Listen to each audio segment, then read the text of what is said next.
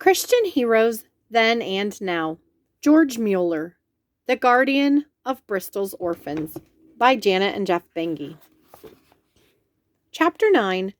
The First Orphanage in Bristol. The Wednesday night 2 weeks before Christmas was cold and windy. George and Mary Muller walked arm in arm up Paul Street from their home towards Gideon Chapel on their way to a special meeting. When they arrived, they found the chapel already crowded with people. They made their way to the front of the chapel.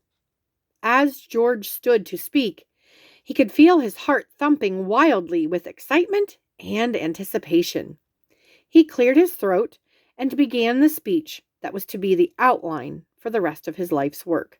I have called this meeting for one purpose, he began.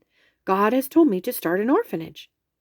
The audience let out a gasp and murmured as George went on to tell them about the pattern of operation for his orphanage.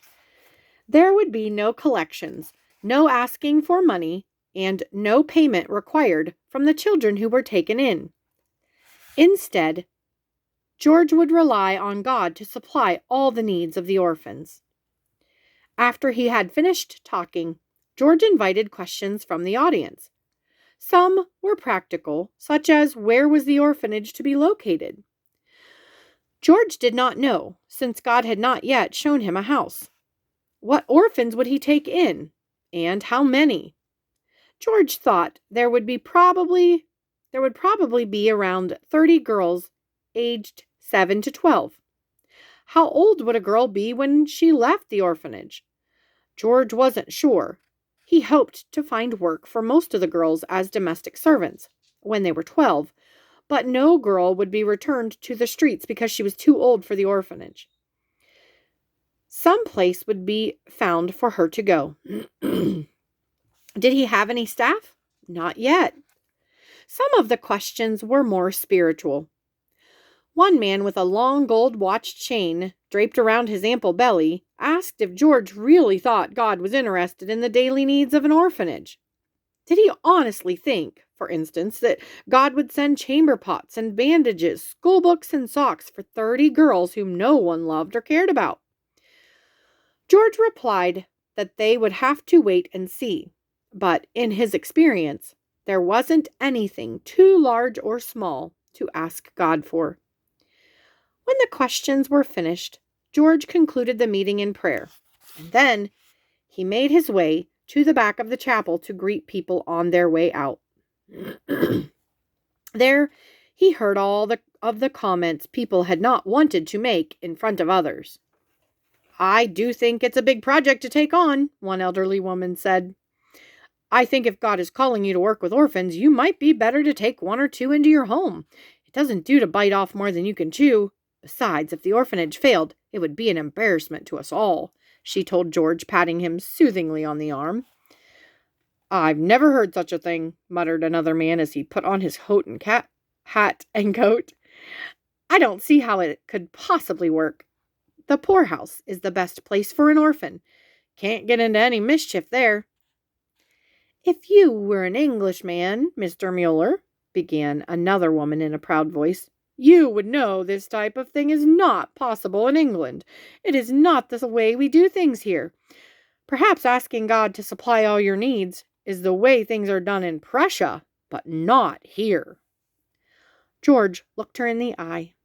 I believe God is our provider wherever we live, he said kindly, thinking to himself that this was one of the reasons he was starting the orphanage, to show people that God does indeed provide. But for every negative comment, there was a positive one to counterbalance it. One woman pressed a 10-shilling note into George's hand and said, I will pray for you every day, Pastor Muller. May God guide you. Another woman stood squarely in front of George and looking him right in the eye, she said, I am not much for book learning, sir, but I know how to cook and clean, and goodness knows I've mended 1,000 socks in my day. If you can use me in your new orphanage, I'm ready to be put to work. And don't worry about paying me. The good Lord's never let me starve yet, and I don't thinks he's about to now. If you can have faith for those 30 girls, I can have faith for myself." "God bless you and thank you," said George, shaking her hand. "You are just the type of person we need. Come to my house tomorrow, and we will talk." The woman nodded and waved goodbye as she walked out the door. As George and Mary walked home, they talked about the meeting. Despite the negative comments, it had been a good evening in many ways. George had known that some people would disagree with his plan. But he also knew that some people, like the woman who had offered to cook and clean for the girls, would be in favor of it. Those people were an inspiration. The next morning, the local newspaper printed a small article about the meeting under the headline, "Local Minister Intends to Set Up Orphanage." The article said that if George succeeded, it would be the first orphanage in Bristol. In fact, according to the newspaper, there were only 10 or 12 orphanages in the whole of England, and all but one of them were private orphanages, taking children whose parents had been of some means, but now found themselves without sufficient funds to care entirely for their own needs. The London Orphan Asylum, for example, insisted that children of domestic and agricultural servants and children of journeymen tradesmen would not be eligible. On top of this, children with any medical problems, diseases, or deformities were not accepted. George was glad he had made it clear that the new orphanage would not turn away any child in need as long as there was space for the child. Later that day, George received a letter. He frowned as he turned it over and saw that the postmark was from a town 100 miles north of Bristol. He could not think of anyone he knew there. He opened the letter and began to read. "Mary! Mary!" he yelled. "Come and listen to this." Mary came out of the kitchen, wiping her hands on her apron. "What is it, George?" she asked, surprised. "This letter is from a married couple. Listen to what it says." He cleared his throat and began to read. "We offer ourselves to the service of the intended orphanage if you think us qualified for it." "Oh, George," gasped Mary. "However did they know? You only announced it last night. Now, counting the housekeeper, we have 3 possible workers." "Wait, Mary, there's more," said George as he read on. "Also, we would give up all the furniture, etc., which the Lord has given us for its use. And we would do this without receiving any salary whatsoever, believing that if it be the will of God to employ us, He will supply all our needs." "Isn't it wonderful, George?" said Mary, grasping her husband's hands. "Everything is happening so quickly." In a way it was. Yet, in another way, George had been preparing for this for many years, ever since the day he had trusted God to supply his needs at Haley University. George answered the couple immediately and accepted their offer, though he did tell them the orphanage didn't yet have a house or anything to put in it except what the couple brought with them. No sooner had he mailed the letter than household items began arriving at his home. One man, who had been at the meeting the night before, had collected things from his neighbors to give to the orphanage. 4 knives and 5 forks, 1 jug, 4 mugs, 3 salt stands, 3 dishes, 3 basins, and 28 plates. After the man left, George scooped 3-year-old Lydia into his arms. "You see, little one, God will supply all our needs according to His riches and glory," he said as much to himself as to her. Lydia giggled as he whirled her around and around the parlor. George continued to pray over the next week, and the things the orphanage needed flowed in. Blankets, money, fabric for the young girls' nightgowns, tablecloths, pillowcases, sheets, more basins, plates, and silverware arrived at the house almost hourly. George kept a careful record of every item and every penny that was donated. After dinner on December 17th, 1835, George sat at his desk and pulled out his black leather-bound journal. Lydia played at his feet as he dipped his pen into the inkwell and wrote.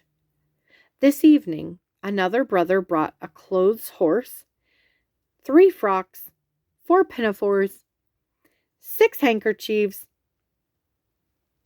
3 counterpanes, 1 blanket, 2 pewter salt cellars, 6 tin cups, and 6 metal teaspoons.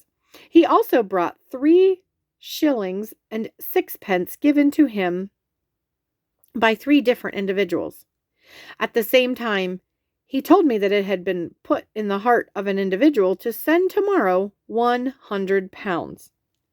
The next afternoon, the same man returned with more items, including 6 thimbles, an iron, a sugar basin, 4 combs, and the 100 pounds promised. He counted the money out for George, but instead of being happy to receive it, George was troubled when he heard who had given it, a poor spinster who lived in a boarding house. George knew that the woman made only about 3 shillings and 6 pence a week by taking in hand sewing jobs. It would have taken her 12 years to earn the 100 pounds. All night, George tossed and turned, thinking about the spinster. Where had she got the money? What would happen to her if she needed it later? Did she understand what she was doing? Was she being overly emotional instead of first thinking it through? By the following morning, George knew what he had to do. He neatly folded the 100 pounds and slipped it into his vest pocket. Mary, he called as he stood at the door, I have to make a visit. I should be back in an hour or so. Within 15 minutes, George was knocking at the door of the spinster's boarding house. When he inquired whether she was in, the housekeeper invited him to make himself comfortable in the drawing room while she went to fetch her. A minute or two after he'd sat down on the couch, the spinster entered the room. I hope you don't mind me bringing my sewing. I got a bit behind last night, she said as George stood to greet her. Oh, not at all, replied George. I will not keep you. I came to ask you a simple question. Would you reconsider the gift you gave the orphanage? 100 pounds is a lot of money to anyone, but for you, well, he struggled to think of the right way to say it. If God blessed you with the money, perhaps he intended you to keep it in case there is a time when you need it. He pulled the notes from his pocket. It was a very generous gift, but I do not want to take advantage of your generosity. George smiled apologetically as he placed the money on the table between them. But Dr. Muller, began the spinster, laying her needlework in her lap, you don't understand. I want to give that money. I got an inheritance of 480 pounds from my father. I gave my mother 100 pounds and the new orphanage 100 pounds. The rest I used to pay off my father's debts. I am perfectly happy about what I've done with the money. Maybe you don't understand, said George, feeling he was getting nowhere. How could he take money from someone this poor? Now, Mr. Muller, I don't want to contradict you, but I believe I do understand, the woman said very seriously. The Lord Jesus gave his last drop of blood for me, and should I not give all the money I have for him? In fact, I have 5 pounds over, and I have decided to give that to you as well, for you to share with the poorest members of the chapel. George's eyes swam with tears. He knew he could say nothing but thank you. He had come to the boarding house to find answers, and he had found them. The spinster was giving the money because she wanted to, and not because she felt manipulated into it by anyone, anything, or anyone. Thank you, George said as he left the room. I don't say thank you just for myself, because you have not given the money to me. You have given it to the orphans of Bristol. May God bless your generosity." The spinster nodded. "I only hope God will allow me to give more before I die," she said. On his way home, George stopped outside a large 3-story house on Wilson Street, not far from Gideon Chapel. A member of the congregation had told him it had just come up for rent, and George was anxious to see it. The house was number 6 in a long row of identical houses. Each house was made of brick, had 6 windows, 2 on each floor, and had the same wooden eaves. As George cupped his hands against the front window pane and peered inside, he heard a voice behind him. "Interested in the house, sir? It's for rent, you know." George stepped back and turned around. He looked into the eyes of a tall, well-dressed man. "I can show you inside if you would like," the man offered. "Thank you," said George. "I'd appreciate that." Inside, the house was roomier than George had imagined. It had 3 bedrooms upstairs and a large living room on the middle floor, and the stove in the kitchen on the ground floor was big enough to cook for 2 families. The house was perfect, and by the time George left it, he had agreed to rent it. He hurried home to tell Mary. It was almost too good to be true.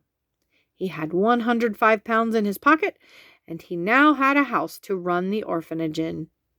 And by the time he got home, he had an opening date in mind as well. February 3rd, 1836.